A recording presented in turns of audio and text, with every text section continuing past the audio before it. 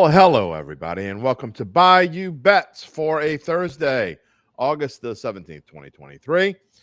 I'm Jim Derry, along with Spencer the Guru Urquhart, and we are going to have some fun today talking about the New Orleans Saints. A little bit later in the show, we'll have some other things to talk. In fact, we'll tell you what our topics are in just a minute, but we want to remind you that Caesar Sportsbook is the official odds partner of bet.nola.com and to always subscribe to the Bayou Bets YouTube channel. And we can, you'll always know when we're going live. All right, the topics today, pretty clear and obvious. Saints practicing in Los Angeles as they get set to battle the Chargers on Sunday. The media going gaga over the black and gold. That is going to be a big topic of conversation. Remember last year when they said 27 out of 27 said the Saints would have a winning record? How did that work out? Well, it's 27 out of 28 this year. We're going to talk about that in a little bit. Pelicans schedule for 2023-24 has been released. We're going to go over the highlights, and then Spencer and I will finish out the show with our rants. What is going on this afternoon, Spence?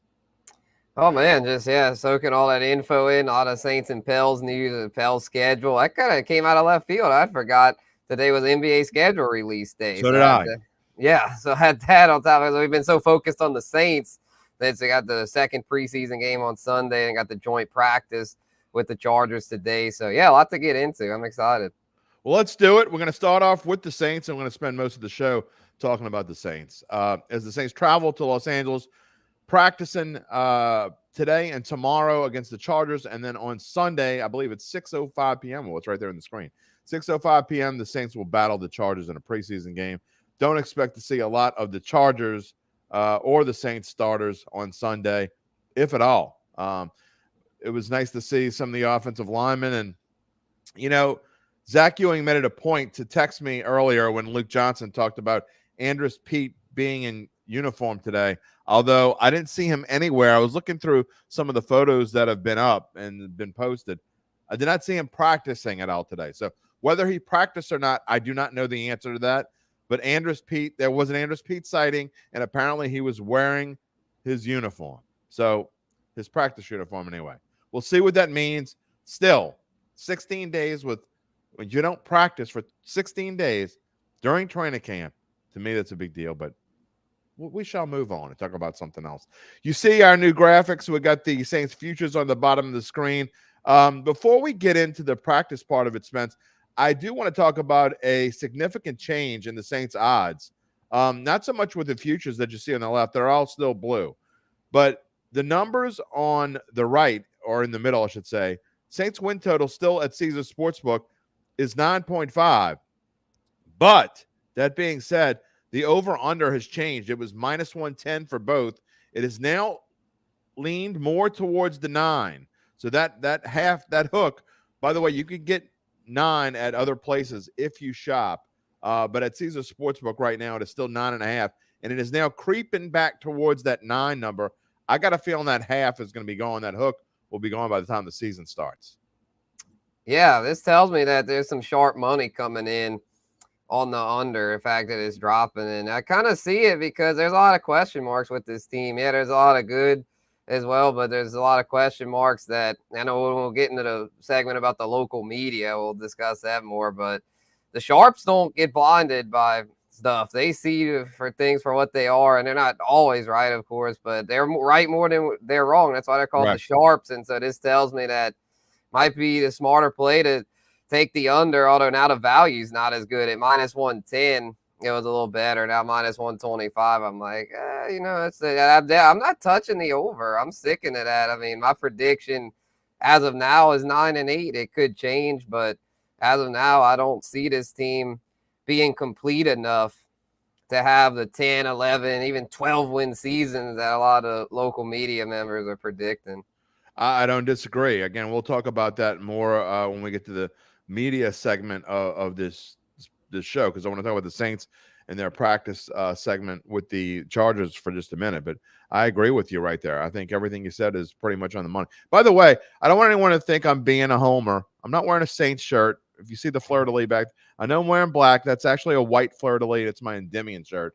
I didn't even realize I was wearing a fleur-de-lis shirt when I before I came on the air today. It's been a long, crazy time. If you haven't noticed, we're doing team by team NFL team previews, and it's one a day, and it's every day. We're right in the middle. Tomorrow will be 16 of 32 when we finish it up with the Washington Commanders, the NFC East. So it's been a long journey, and it's been a long month ever since I got back from vacation. I don't think I've slept since I got back from vacation, Spence. I think it's just been nonstop as we get ready for the season. I'm ready to get in our routine.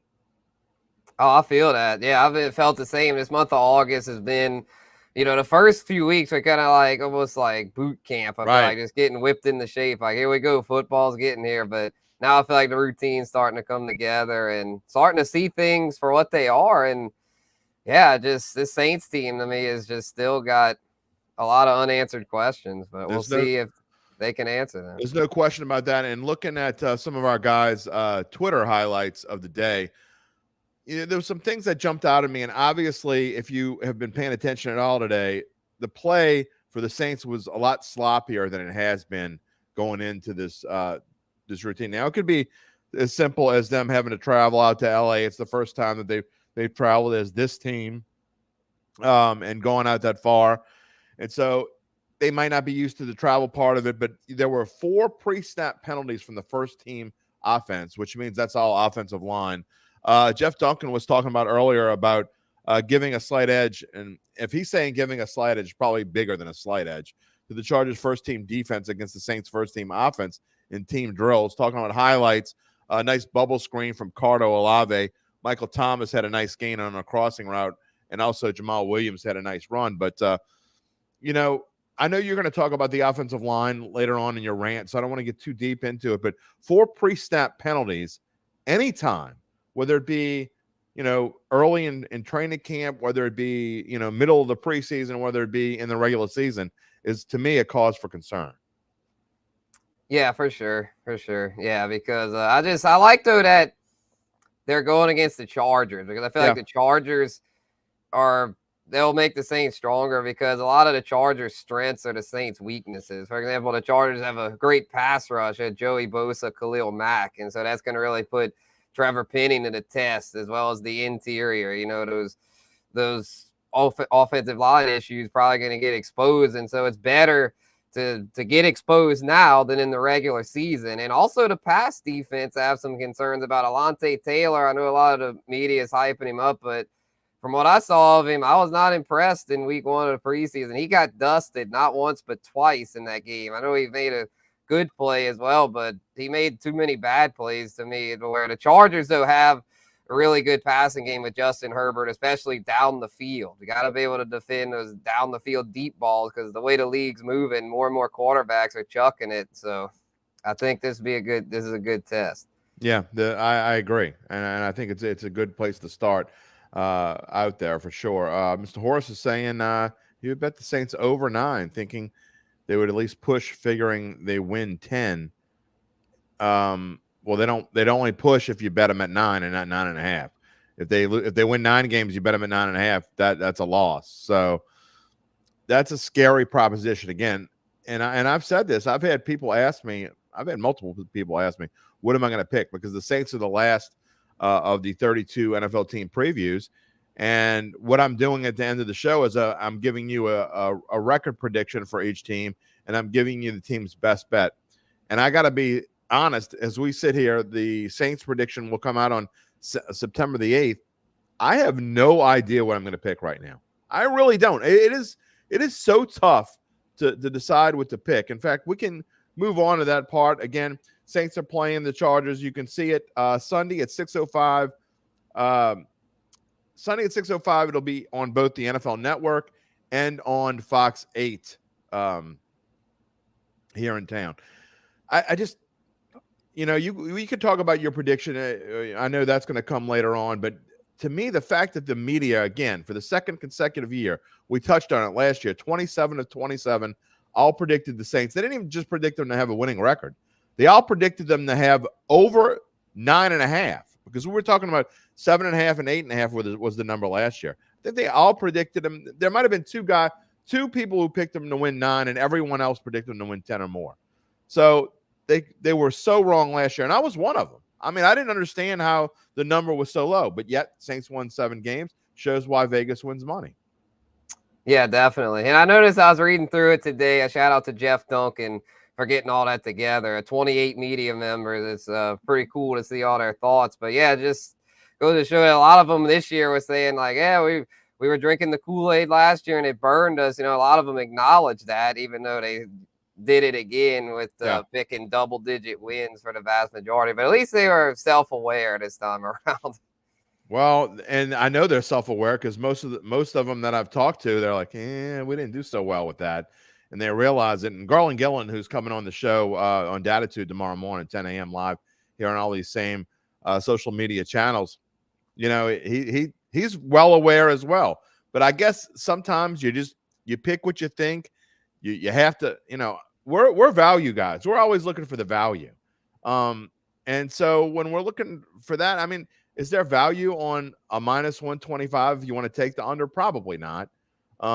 Is there value on the over 9.5? Well, if you think they're going to be really good, actually there is. So, I mean, just telling you right off the bat, if I don't like the Saints and I decide I want to go under, probably not going to play it. There's no value in going minus 125 to bet the under. So if I can find an alternative line, maybe if I wanted to bet, you know, maybe an under 8.5, maybe, and then get like a plus 200 or something like that. But to me, if you look at playoffs, minus 180 and plus 150, I think you'd be better off if you wanted to bet an under, Spencer, for them at plus 150 not to make the playoffs.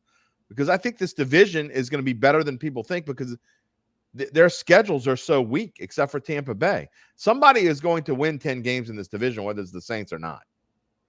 Yeah, well, as of now, I got it. The Saints and Falcons tying for first at 9-8, but that could easily be flip-flopped to the Falcons at 10-7, Saints 8-9, or vice versa. I mean, I still think the Saints are capable of winning 10 games. I mean, our local media isn't stupid. You know, they know what they're talking about. I do feel like they get a little optimistic, you know, a little too optimistic, but they know what they're doing. They report the facts and all that. So it's not like they're way out of proportion for wanting to pick the Saints at 10.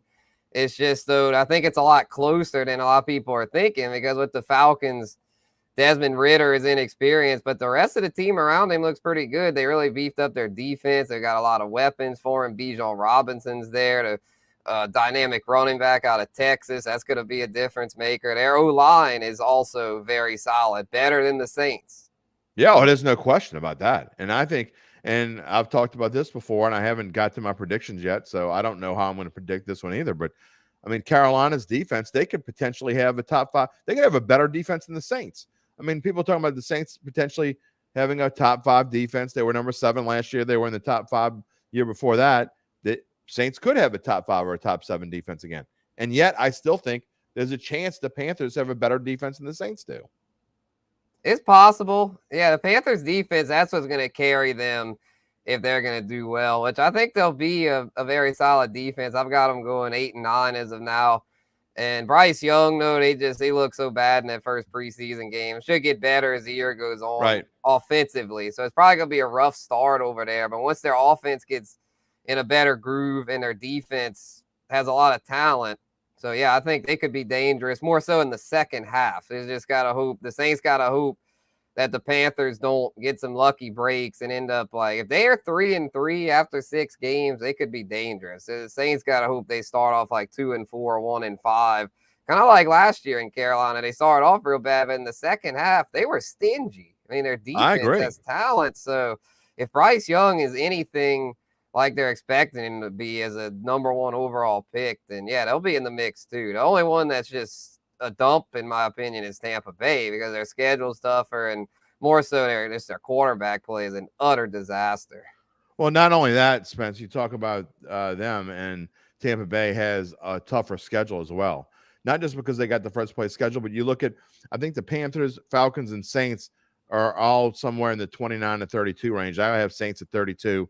Falcons at 31, and I think the Panthers at 29. But the Bucs actually are in the middle of the pack, so they have a tougher road than anybody else. So the fact that they're worse than everybody else already, it doesn't help. So, you know, we'll see. Mr. Horse is asking, how much would it cost to buy down from to 9 from 9.5. You'd have to shop that around. Right now, I'm looking. I don't know if you can do that on Caesars. I don't know if they have alt wins right now, but I alt think they wins, do. alt wins on FanDuel I have up just right now, just because I know where to find them pretty easily. But you can buy under 6.5 wins for plus 360. If you think the Saints are going to have I know, and there are some pessimists There's out no there. value in that. I don't see them being. I don't The either. I'm 7 just and saying 10's like kind of the floor. I feel they like don't have a 7 in here, which is kind of surprising that they don't have that. So you can buy an exact regular season wins is also something you can go in and buy. And I know a lot of books have that as well. You can, let's see, if you think the Saints are going to win exactly 10 games, you get it at plus 650. You can also bet exactly 11 games at plus 650. So maybe instead of, if you want to bet it over, if you think it's going over, look, they're not going to win 12 games or more. So if you think it's going over, to me, they're going to either win 10 or 11. And you'd be better off making two bets, one exactly 10 games, one exactly 11 games, both at plus 650. Exactly 7 games is plus 700. So there's some interesting numbers. And look, even if you don't bet, they're fun to go look at. So I would encourage you to go get the Caesars Sportsbook app and other apps as well, and just take a look at them. And again, even if you don't bet, even if you don't create an account, of course we think you should go create an account. But even if you don't, they're fun to look at and just go shop around and see what the different numbers are. I can tell you, I would have been doing this had they had this 15, 20, 25 years ago, Spencer.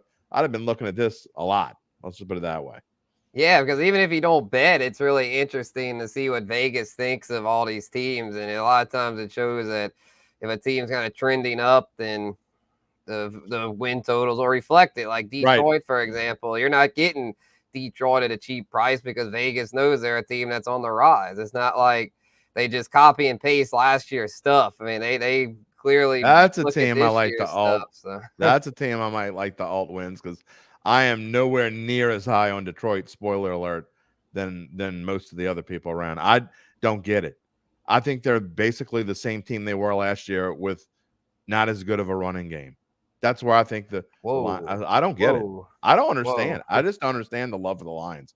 We'll talk more about what we think about the season as we get closer to the season. I think we'll probably spend an entire show on our thoughts and maybe some upsets and maybe some teams that you and I both are higher on than other people and teams that we're both lower on than other people. I think that would probably be a pretty good show we can do maybe on September the 7th before the season starts. I think that might be a fun show to do, or even that Monday before.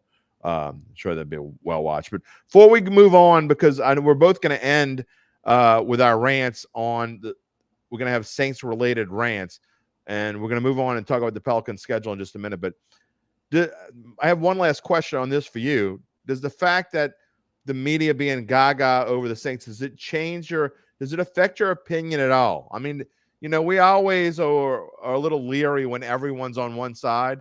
We talk about Aunt Mabel and the betting public and all that, and it scares us away from one side.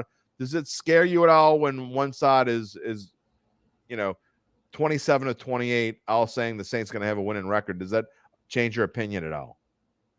Not really, because when I look at things, I don't really worry about Aunt Mabel that much. I know you do, Jim, and a lot of bettors do. I have a buddy that worries about that a lot, the sharps versus public stuff, which it is important to take note of. But my main foundation when it comes to betting analysis is evaluating the rosters and just not really worrying so much about what the media thinks, more so just evaluating it and going off of how I feel the teams match up against each other, or for season-long stuff, how the teams stack up against the rest of the league. So with this media thing, it just goes to show to me that a lot of local media just is too optimistic as far as the Saints, because they don't really study the rest of the league as close, where I feel like, I'm not trying to knock them, but it's just, I feel like for what we do, it's a little easier for us because we're paid to study the whole league as sports betting writers. We're paid to look at all 32 teams, whereas when you're just a Saints writer, you focus in on them and you kind of get, you get invested in the storylines and stuff. So it's just natural that you're going to be a little bit biased. So it's just, I do feel like there is a little bit of bias there. That's why the stuff so high, and I'm just, not really it doesn't really affect my prediction. I still am going with 9-8. Well, there's a reason why you get wiser as you get older, and your dad says it. I'm smart enough to know Vegas is smarter than me. I mean, that's the truth. There's a reason why numbers are what they are, and they move, and you should pay attention to the movement, whether it goes up or down, or if playoff odds change. And hello, Poppy, by the way. Whether when odds change, you should take notice. Like if you see those playoffs number minus 180 to bet the yes, plus 150 to bet the no. If you see those change and playoffs become minus 140 for the yes and plus 115 or something like that for the no, it means people are betting for the Saints to not make the playoffs. Big money's coming in. Poppy, no surprise, is all over them. 13-4. I mean, that's a little optimistic, I think, even for the most optimistic of fans. I think 13-4 is a little much hype time, but you could be right.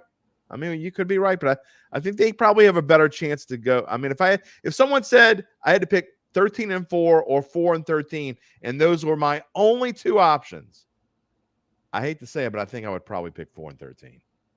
I don't think they're going to go 4-13, but that would probably be what I would pick if we're forced to choose one or the other. All right, we're going to move on to the Pelicans for just about 5 minutes before we finish the show with our rants. And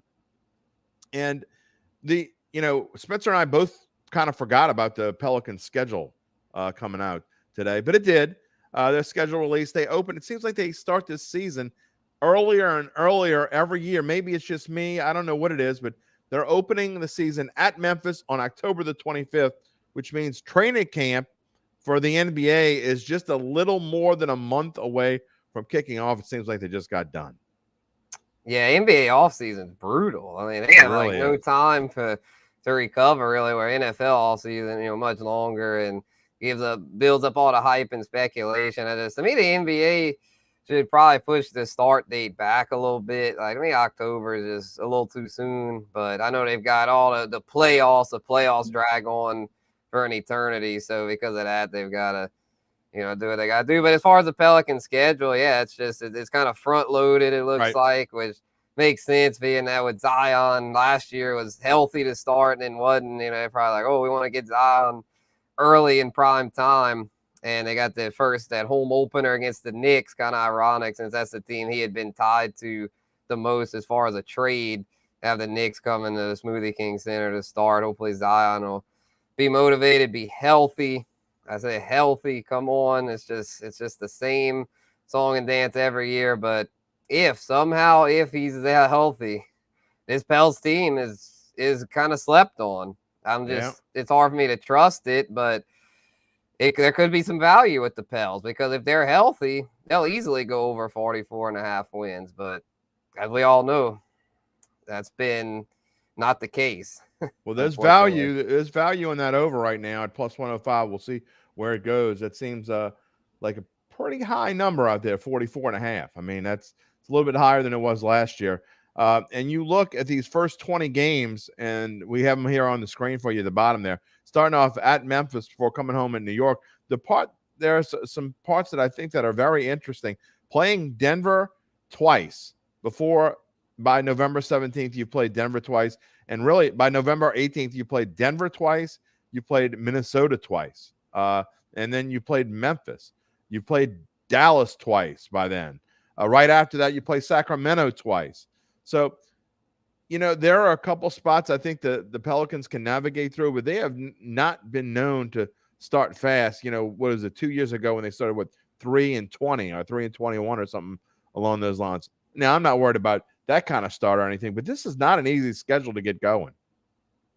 Right. I feel like, it could be a positive because as long as they can be about 500 through November, get through that tough stretch, then by December should lighten up a little bit, and hopefully they're still healthy by then and can start getting on a winning streak because, with all those tough opponents early, it's going to be tough to get much of a streak going.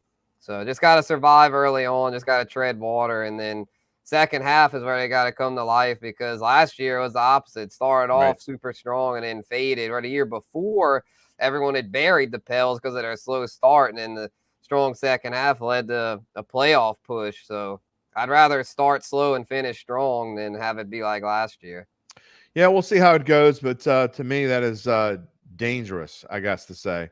I hear what you're saying, but to me, it makes me a little nervous, the fact that they're starting off with such a tough schedule. You're playing the world champs twice in the first month of the season.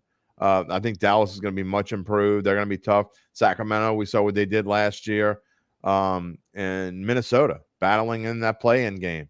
And all those teams you're playing twice. So right there, that's 8 games in your first 20. Really, 8 games in your first 16. You're playing against those 4 teams. And that is really a tough stretch right there. We'll see how it goes. But, they've been known to not have trouble navigating an early part of the schedule. We hope that's not the case this year. Let's go into our rants before we close the show. And Spencer, we're going to start off with you and you talking about the offensive line. We kind of touched on it a little bit early in the show, but the O-line has some issues. But I'm wondering why you don't miss Teron Armstead. Because he'd be right there with them on the sidelines. He's already injured again. And it just goes to show that, the Saints were smart for letting him go, in my opinion, because I know we've been complaining about Trevor Penning, but at least there's hope with Trevor Penning. At least he's young. At least his body's fresher. At least if he can stay healthy, there's room for growth there. Teron Armstead is now over 30 years old. He's in decline, and he's never on the field. The Dolphins are paying him big money. I was high on the Dolphins, but now that I'm thinking about it with Armstead, I know Tua's a lefty, so it's not his blind side, but still, that's an anchor O lineman, and he's already hurt. He's going to probably miss at least 5 or 6 games like he always does. So I know the Saints have their share of issues, but let's just be glad that Teron Armstead's not in the building anymore, because for one, he'd be making way too much money and he wouldn't be out there on the field. At least if Trevor Penning's hurt, at least he's not costing a bunch of money against the cap. But let's hope Penning plays. It's tough when you're a left tackle because, left tackles, they have maybe a little bit longer lifespan in football than a running back. But in the grand scheme of things, when you're talking about a left tackle, it is tough. They just don't make it to the mid-30s. They just don't. You'll see more of that from a guard and especially a center that'll play a little bit longer because they're in the interior of the line. But protecting a quarterback's blind side, and like you said, Teron Armstead is not necessarily protecting Tua's blind side, but he did for Drew Brees here for quite a while. It's a tough position. Playing left tackle is a tough position, and I don't disagree with you. To me, once you get past that 6-7 year mark, a team's probably starting to look on. And Armstead, I believe, is in his 8th season now. So I can't deny. I'd rather see Trevor Penning and see what he can do, but he's got a lot to prove as well. But at least he's young, so we'll see how that goes. All right, moving on to my rant.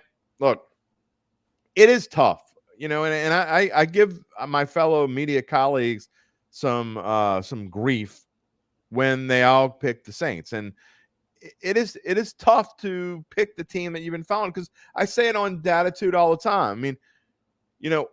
We try to be objective.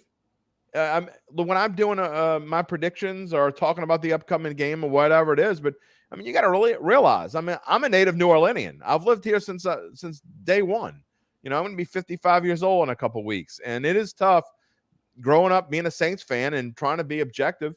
Sometimes you can't be objective, but at the same time, you got to do your job. And for 27 out of 28 media members who regularly cover this team, after they all picked them to win last year, you'd think you'd kind of learn your lesson and you temper your enthusiasm a little bit.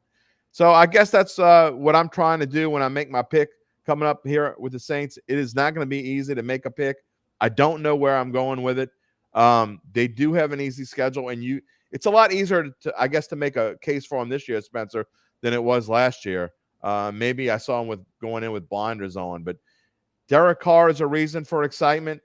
This O-line supposedly being healthy is a reason for excitement. But man, I still say they're one major offensive line injury away from catastrophe, and it's tough to pick them to win 10 games or more and win the division when that's ahead, because if they don't have their offensive line intact, I don't care how good the other positions are, they're in trouble. Yeah. Because you can't.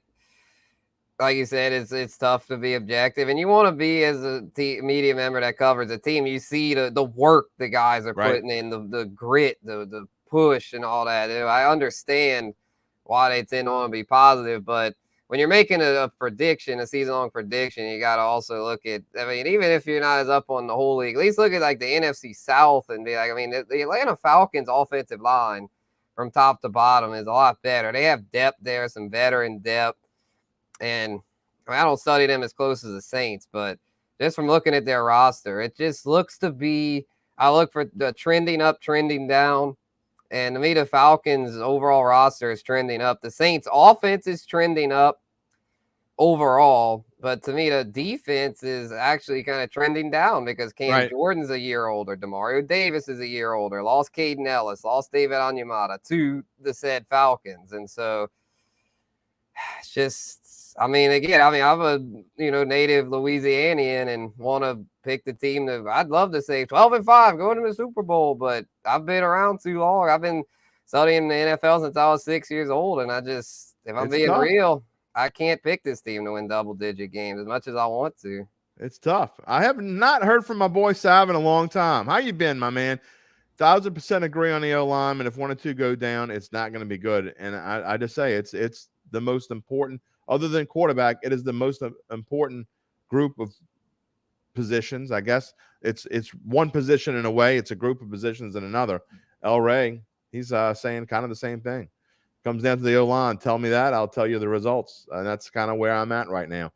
But look, I want to be on my media, my colleague side. I want to be gaga.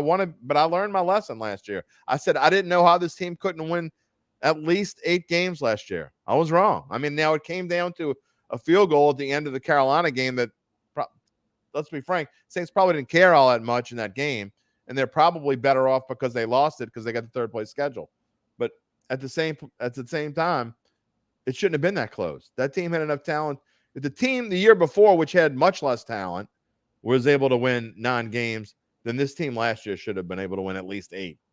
Yeah, it was that Tampa Bay game where it all unraveled. If they'd have won that game, I think they'd have made the playoffs. That's when I was like, okay, the season's over. I was like, that's it. Season's over. Yeah, they win that game. They don't make those costly mistakes at the end. They don't let Tom Brady do what Tom Brady does.